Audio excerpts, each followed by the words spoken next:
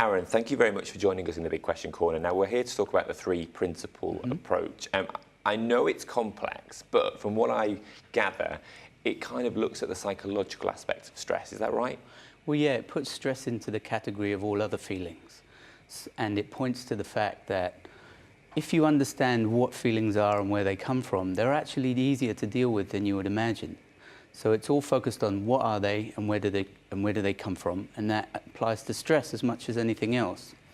So you might notice that when people have deadlines, they get very stressed, but there usually comes a point where they feel like, I don't have time to be stressed, I have to get on with it. And as soon as they decide to get on with it, their mind's clear and they can focus and they work quite well, and then it's done and they feel very pleased that it's done. And what that illustrates is stress comes from thought, as all feelings come from thought.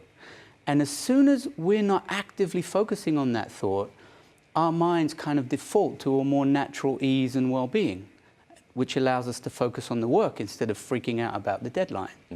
And the challenge with the psychological nature of stress is that it's easy to mistake it for coming outside of ourselves. So we believe in the thought and we end up essentially torturing ourselves with the thought of the stress. Right, so the mind is actually playing nasty tricks with us, and actually all we really need to do is say stress needn't be a part of this experience. Yeah, like all thoughts, it affects you to the degree that you react to it. So you do quite a lot of work with leaders and high-powered execs. Yes. Do they find this sceptical, this approach initially? Because I imagine they're so used to stress that you say to them, actually, it's all just something going on in the mind. They'll probably look at you and go, no, it's my work. Yeah, well, it's absolutely true. Because the thing about stress is, once you're feeling it, it feels really real, and it completely seems to come from your environment. So we work with executives, and many of them are stressed, sometimes to the point where they can't concentrate when they come home. Sleep's a problem. Sometimes they're even looking for help through therapy and medication. And without any of their circumstances changing, once they realize it's how they relate to that thought of stress, they're in the same situation with more clarity and well-being. And they find not only do they feel better with no extra effort, but they're also doing their job better, so they start to get promotions and stuff like that. I imagine every case is different, but how quickly do you start to see results with someone? Is it an hour, or is it a week, or can it be months? Well, it's the funniest thing, because there's always a moment where you see it for yourself. Oh, this is coming from me.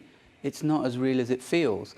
And that can happen in 5 minutes, or it can happen after 3 years. But we generally work with people over a 3 or 4 day period, so they can kind of really absorb it and get a chance to catch their mind out for a second. And this week we have been asking the question, why are Londoners so stressed out? And you go out there and everyone will say to you, London is a stressful place. Do you think it is?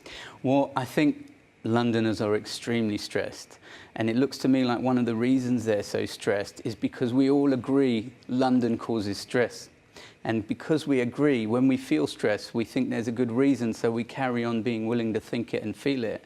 And actually what I've learned is, once you see that stress is thought, and that thought is optional, it comes and goes, that London is as easy to have calm, peace and well-being as anywhere else, despite what it feels like. I think particularly when you speak to Londoners, there's a lot for them to talk about. They talk about kind of just cycling and commuting and money and jobs and the hours. Do you think we have the option of being more stressed because we've got more things to stress about? Well, we have the option of being more respectful of our stress and buying into it more, because there seems like so many more good reasons.